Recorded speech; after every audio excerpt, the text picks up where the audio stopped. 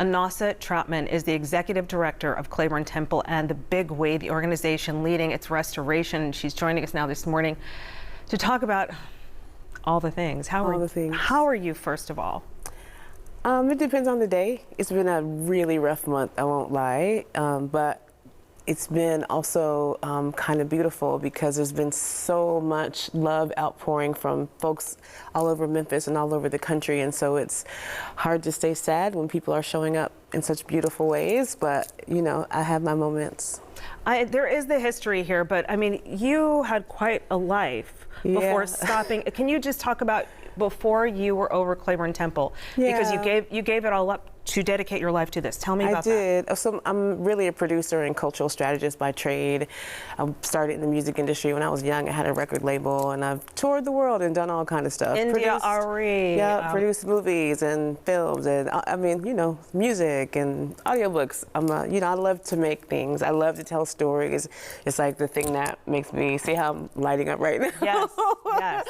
Storytelling is the thing that drives me, and especially music. But there is no greater story than the story of Memphis. There's no greater story than the story of Claiborne Temple. And so it didn't feel like I was giving anything up. It felt like I was arriving at a place that I had prepared for my entire career, and that Memphis helped me understand why I was a storyteller and why the work I was doing was so important. And so it felt like an honor to be able to pour all of my experience and love into this place. It didn't feel like I was giving anything up at all. Okay.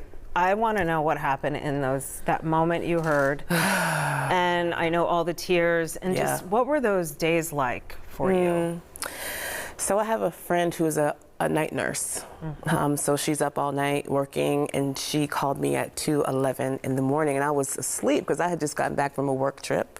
So I was like very much asleep, and the phone rings at 2 o'clock. It's never good. So she told me about the fire. She had seen it on Facebook Live, which was so wild. There was somebody out there at that time filming, and I just rushed down there, and I was there from probably 2:30 to maybe 5:30 that afternoon, and I don't think the fire actually went out until the next morning because the bell tower, they had a really hard time getting the fire out in the bell tower because of the access in the water. And so I basically stood in front of Claiborne Temple and watched it for 14 hours, and people were trying to get me to leave, but I just didn't feel like I could leave her. I just felt like I needed to stand there and bear witness, and, you know, and also receive people, because as people were hearing about the fire, cars and cars and cars were pulling up to Claiborne. What would you tell them? What is the thing you said, this was the place that, you know, so that people understand the depth of what happened there? Yeah, well, I mean, the building, for one, is 130 something years old, right? So like that's one thing, is to have a building in the city that has seen so much of its history is rare, right? So there's just that. And then on top of that, one of the most significant moments in American history happened in that space. And we're talking about the sanitation worker strike and the striking workers who made a choice to stand up for their dignity, and the fact that they attracted Martin Luther King to come to Memphis, and not just because he was friends with Reverend Lawson or friends with Cornelia Crenshaw, but because Martin Luther King at the time was struggling with what he thought was the future of American social movements. And he saw a light in Memphis that he said, well, if we can make this work in Memphis, then I can show the whole country what's possible. And so he came here because he saw the future in Memphis, just like I saw the future in Memphis, right? And so that's why the building is so important, because for me, it holds the light of the future of this country.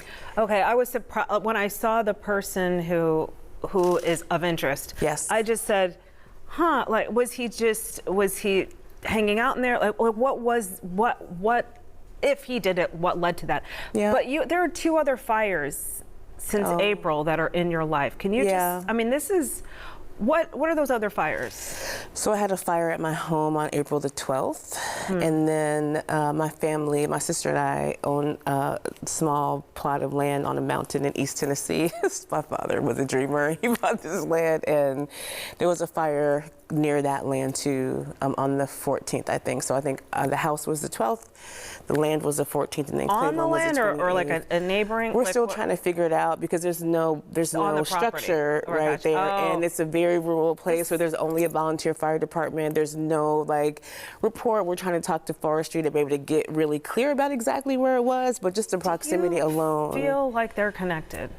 I mean, at first I didn't. After my house caught on fire, I was like, wow, I have terrible luck. And then the house on the land, I was like, wow, I don't know. God's trying to tell me something. I don't know. Or if but there's then a person, yeah. the fire at Claiborne just made it feel like too much for it to be not coincidental. intentional. And I've been trying to keep the energy of like, it could be anything. It could Pray be for a this crazy, woman, please. Please pray for you this know.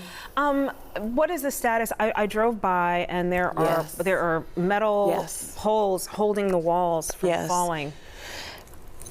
I have the best construction team on planet Earth, and literally before the fire was even out, our team was on site assessing what could be done because obviously the building is so important to us, and as much as we lost, significant parts of the building were able to be saved, right? And so we had a structural engineer out there, Allison from our construction management team, LRK was out. I mean, our entire team was out there assessing. And by the end of that week, they gave me a plan about this is what we need to do to be able to make sure the building can be saved. And so we were able to bring in those kind of iron stands, and we had to do quite a bit of demolition because part of the other problem was we really wanted to get ATF in for the investigation, but the site was not stable. There was a lot of concern about Can they get in?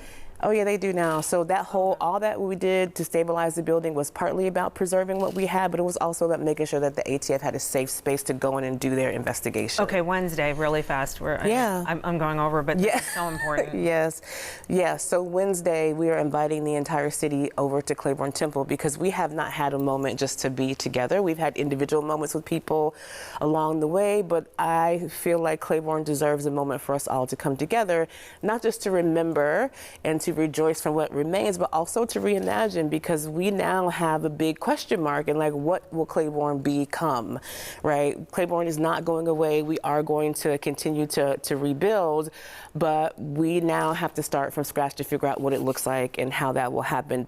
But we know we never do anything alone. That's why we're called the Big We. So we are inviting the entire city to have a moment. We want y'all to bring flowers and bring love notes to the city and love notes to the building and just come and be with us. Praying for your safety. Thank you so much. Thank you so much for having me. Thank you.